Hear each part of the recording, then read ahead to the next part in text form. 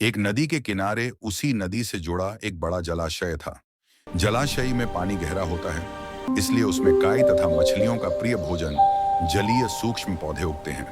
ऐसे स्थान मछलियों को बहुत रास आते हैं। उस जलाशय में भी नदी से बहुत सी मछलियां आकर रहती थीं। अंडे देने के लिए तो सभी मछलियां उस जलाशय में आती थीं। वह जलाशय लंबी घास व झाड़ियों द्वारा घिरा होने के कारण आसानी से नजर नहीं आता था। उसी में 3 मछलियों का झुंड रहता था।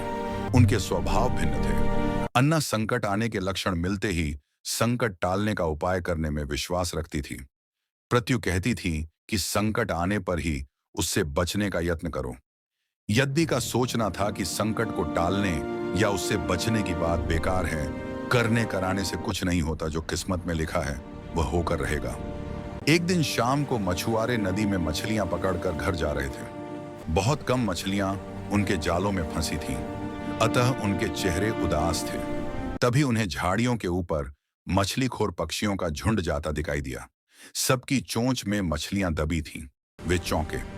एक ने अनुमान लगाया, दोस्तों, लगता है झाड़ियों के पीछे नदी से जुड़ा जलाशय है, जहां इतनी सारी मछलियां पल रही हैं।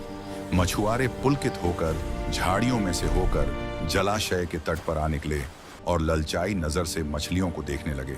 एक मछुआरा बोला, आहा, ये जलाशय मछलियों से भरा है। आज तक हमें इसका पता ही नहीं लगा। यहाँ हमें ढेर सारी मछलियां मिलेंगी।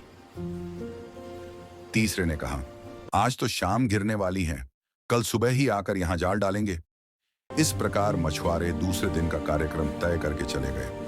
तीनों मछलियों ने मछुआरे की बात सुन ला थी। अन्ना मछली ने कहा, साथियों, तुमने मछुआरे की बात सुन ली। अब हमारा यहाँ रहना खतरे से खाली नहीं है। खतरे की सूचना हमें मिल गई है। समय रहते अपनी जान बचाने का उपाय करना चाहिए। मैं तो अभी ही इस जलाशय को छोड़कर नहर के रास्ते नदी में जा रही हूँ। उसके बाद मछुआरे सुबह आए, जाल फेंके मेरी बला से। तब तक मैं तो बहुत दूर अटखेलियां कर रही होंगी। प्रत्यु मछली बोली, तुम्हें जाना है तो जाओ, मैं तो नहीं आ रही। अभी खतरा आया कहाँ है जो इतना घबराने की जरूरत है। हो सकता है संकट आए ही ना। उन मछुआरों का यहाँ आने का कार्यक्रम रद्द हो सकता है। हो सकता है रात को उनके जाल चूहे कुतर जाएं। हो सकता है उनकी बस्ती में आग लग जाए। भूचाल आकर उनके गांव को नष्ट कर सकता है, या रात को मूसलाधार वर्षा आ सकती है और बाढ़ में उनका गांव बह सकता है। इसलिए उनका आना निश्चित नहीं है। जब वह आएंगे तब की तब सोचेंगे। हो सकता है मैं उनके जाल में ही ना फंसूं। यदि ने अपनी भाग्यवादी बात कही। भागने से कुछ नहीं होने का। मछुआरों को आना है तो वह आएंगे। हमें जाल में फंसना है तो हम फंसेंगे। किस्मत में मरना ही लिखा है तो क्या किया जा सकता है। इस प्रकार अन्ना तो उसी समय वहां से चली गई। प्रत्यु और यद्दी जलाशय में ही रही। भोर हुई तो मछुआरे अपने जाल को लेकर आए और लगे जलाशय में जाल फेंकने और मछलियां पकड़ने। प्रत्यु एक ने संकट को आए देखा तो लगी जान बचाने के उपाय सोचने। उसका दिमाग तेजी से काम करने लगा। आसपास छिपने के लिए कोई खोखली जगह भी नहीं थी। तभी उसे याद आया कि उस जलाशय में काफी दिनों से एक मरे हुए ऊद बिलाव की लाश तैरती रही है।